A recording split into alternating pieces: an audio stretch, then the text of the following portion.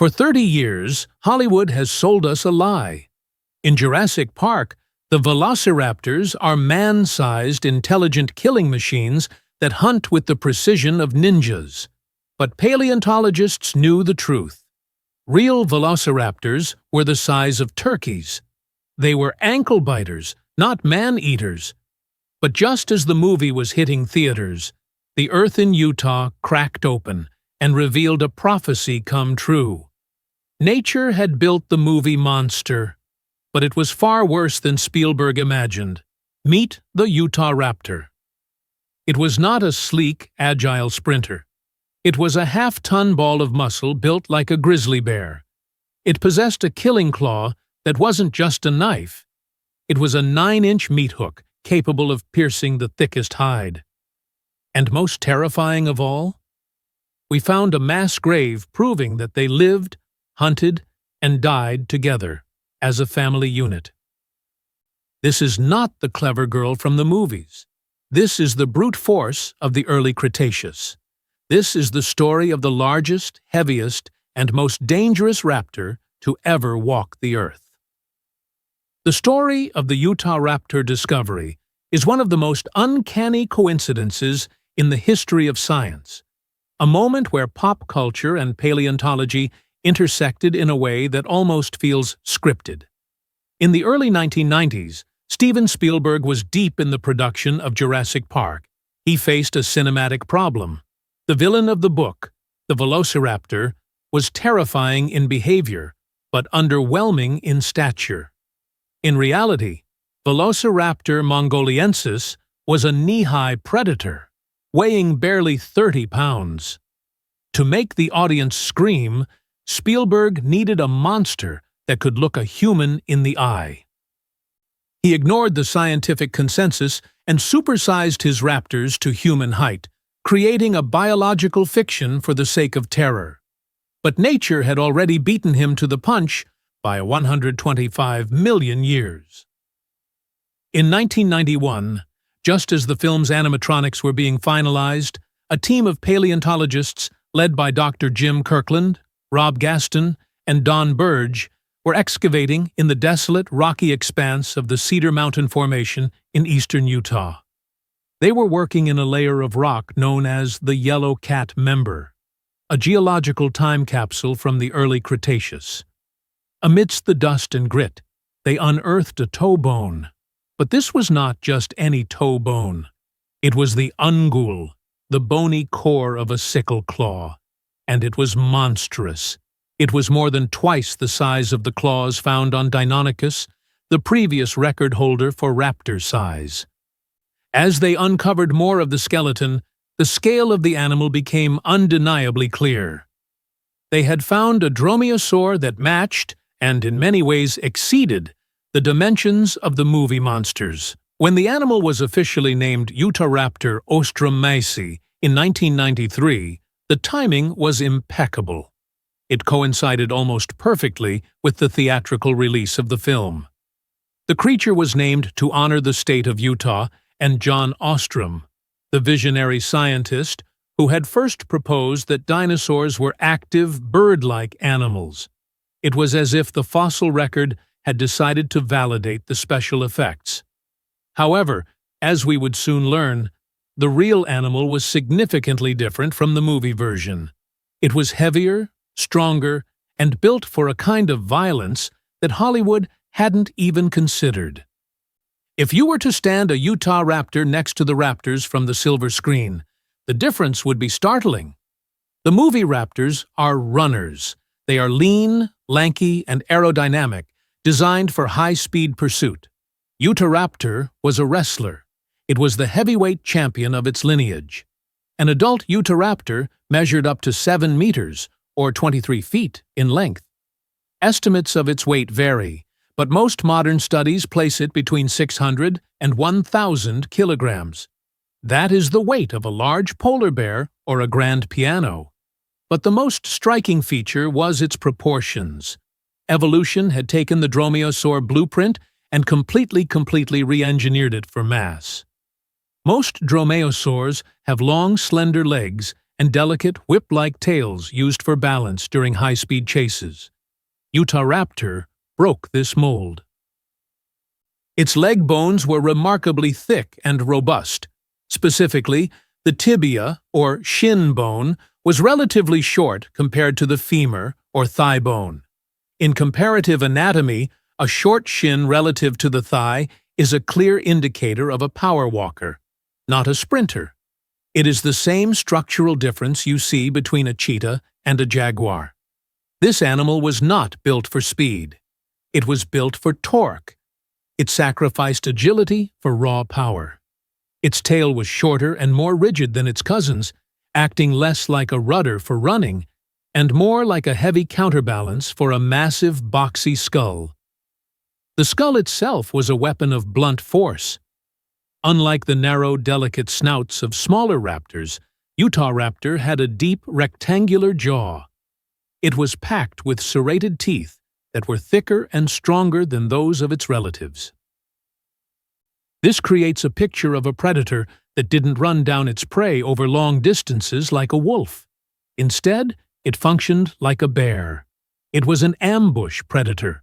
It would burst from cover with a short, explosive acceleration, slamming its massive body weight into its victim to knock it to the ground. It was a biological battering ram, designed to win a fight in the first 10 seconds. The defining feature of any raptor is the terrible claw on the second toe. It is the weapon that gave the group its fame. But on Utahraptor, this weapon was pushed to its absolute biological limit. The bony core of the claw recovered from the fossil site measured over 24 centimeters, or 9 inches. But fossils are just the scaffolding. In life, this bone would have been covered with a keratin sheath, the same hard material that makes up your fingernails, a rhino's horn, or an eagle's talons. This sheath would have extended the length of the claw significantly, making the functional weapon perhaps over 15 inches along the outer curve. For years, popular culture assumed these claws were used for slashing. We imagined raptors running alongside their prey, slicing open bellies and disemboweling them with surgical precision. But biomechanical analysis tells a different, grimmer story. The inner edge of the Utahraptor claw was not sharp like a knife blade. It was rounded. If the animal had tried to slash a tough hide with a sweeping motion, the claw might have skidded off, or worse, the thin bone could have snapped under the lateral stress. They were not designed for slicing. Instead, the claw was a piercing tool. It functioned like an ice pick or a crampon. The Utahraptor utilized a technique known to paleontologists as raptor prey restraint, or RPR. It would leap onto the side or back of a massive herbivore using its hand claws, which were also formidable to latch on. Then, it would drive those massive foot claws deep into the flesh, pinning the prey down or anchoring itself to the victim like a tick on a dog. Once attached, it didn't slash. It started to eat. Or it would use the claws to puncture vital organs. It could drive the claw into the trachea to suffocate the prey, or pierce the jugular vein. It was a gruesome, close-quarters method of killing that required the predator to be in physical contact with a thrashing, panicked victim. This explains why Utahraptor needed such a heavy, robust skeleton. A lighter-built animal would have had its ribs broken by the bucking of a 3-ton herbivore. Utahraptor was built to survive the rodeo. For a long time, the idea of pack-hunting raptors was just a theory, popularized by movies but largely unsupported by hard evidence. Paleontologists argued that perhaps they were solitary hunters, like Komodo dragons, only congregating when a carcass was available. That debate changed forever with the discovery of the Utahraptor block. In 2001, geologists found a massive sandstone block weighing 9 tons in the Cedar Mountain Formation. It was so dense with fossils that it took over a decade to properly prepare and analyze. Inside this single block of stone was a paleontological crime scene frozen in time. It contained the remains of an iguanodon, a large, bulky herbivore. But the iguanodon was not alone. Entangled with its bones were the remains of not one, not two, but 6 individual Utahraptors. But the details are what make this discovery chilling. The raptors were not all the same. They represented different life stages. There was one fully grown adult, 4 juveniles, and a baby. They were all preserved together in a way that suggests a catastrophic, simultaneous event. The prevailing theory is that the iguanodon stumbled into quicksand, a hidden pit of water-saturated sediment common in that ancient environment. It became stuck, thrashing and calling out in distress. Seeing an easy meal, the family of Utahraptors moved in. But in their frenzy to feed, they too became trapped in the mire. The more they struggled, the deeper they sank. This block is the strongest evidence we have for social behavior in dromaeosaurs. It suggests that Utahraptor didn't just tolerate each other. They moved together as a family unit. The adult may have been leading the hunt, teaching the juveniles how to kill. It paints a picture of a complex, intelligent society where knowledge was passed down from generation to generation. It implies that they cared for their young long after they hatched, coordinating their movements and sharing food. It is a tragic snapshot of a family dinner that turned into a mass grave, preserving the social dynamics of these predators for millions of years. To understand why Utahraptor evolved to be so big, so heavy, and so brutal, we have to look at what it ate. Predators evolve in response to their prey. An arms race entails that if the shield gets stronger, the sword must get heavier. The early Cretaceous of North America was not filled with soft, fleshy targets. It was the age of the nodosaur. The primary prey of Utahraptor was likely Gastonia. This was a dinosaur that was essentially a biological tank.